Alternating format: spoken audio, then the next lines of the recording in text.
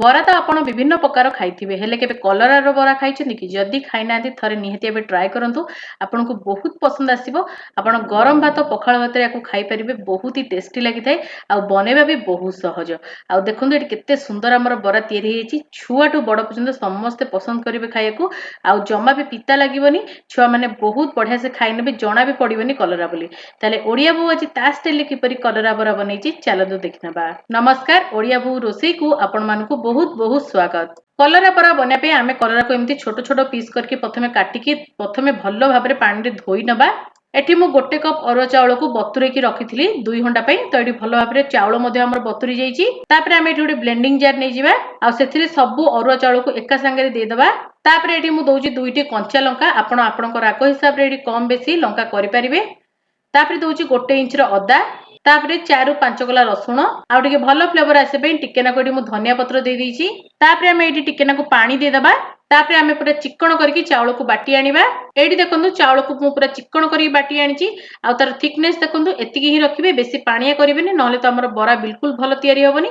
टिके मोटा ही रखंतु। तापरे टिके भलो कलर पई एठी दे दबा हाफ स्पून हळदी गुंड हाफ स्पून काश्मीरी लंका गुंड तापरे हाफ स्पून जीरा दे दबा।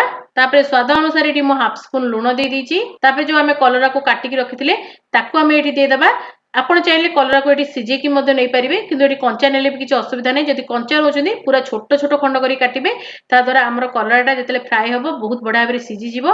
जदि आपण टिके बड़ पीस नोचनी कलरा को सिजी की नियंतु। तो एठी देखंतु कलरा को मु देई देइथिली आ एठी बहुत भलो भाबरे आमे मिसे दबा सब जिंस को आ एठी देखंतु बैटर बहुत ठीक अछि तणु करी हमर कलरा रे बहुत बढा भाबरे कोटिंग ही जाउची। तो एई भली हेले हमर बराटी तयारी करिया को सहज होइते। तो एबे आमे सब जिंस को भलो भाबरे मिसेई नबा। एठी देखंतु मु सब जिंस को भलो भाबरे मिसेई नेची। एठी देखंतु मु गोटे चौड़ा पैन को बसेई नेची आ एथिरे आमे एबे दबा रिफाइन तेल आपण को सोरिष तेल रे भी मध्ये बनै परिबे आ कम तेल रे आपण सेकी की मध्ये बनै परिबे किंतु एठी मु टिके सैलो फ्राई करिवि जेमति कि हमर टिके क्रिस्पी बनिबो बराटी आ खाइबा को बहुत स्वादिया लागिवो। जेहेतु आमे कलरा नेइचे तो टिके क्रिस्पी हेले बहुत बढ़िया टेस्ट लागिथे आ पिता कम लागिथे।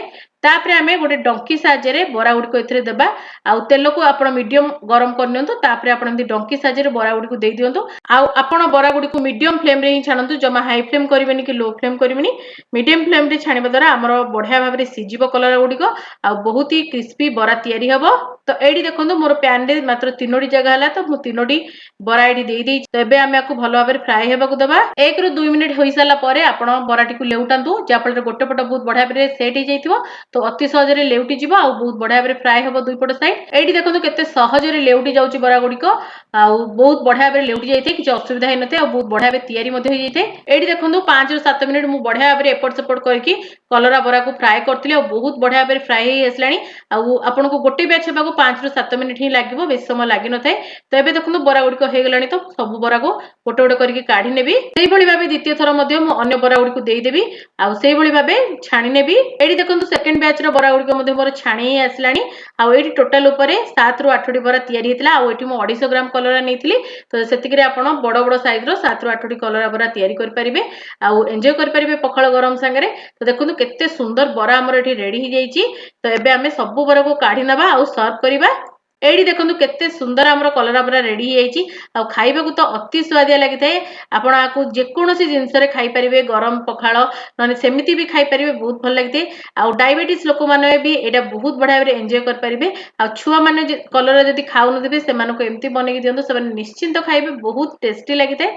आ आपण मानको जदी मोर ए छोट रेसिपी भल लागि थाए निहाती गोटे लाइक करिवे शेयर करिवे चैनल रे नुआ थिले सब्सक्राइब करियो को भूलिबेनी साइड रे बेल आइकन को प्रेस करिवे ता द्वारा आपण माने मोर एम्ति भलो भलो वीडियो गुडी को प्रथमे देख परिबे। फेसबुक पेज रे देखुथिले फॉलो करिया को तो बिल्कुल भूलिबेनी। इंस्टाग्राम पेज को मध्ये मोर फॉलो करनेबे सेठी मध्ये मु बहुत ही बढ़िया बढ़िया पोस्ट करथाय। आ जदी किछि नुआ रेसिपी देखिया को चाहउछनी कमेंट सेक्शन रे लिखि परिबे म आनिया को चेष्टा करिवि।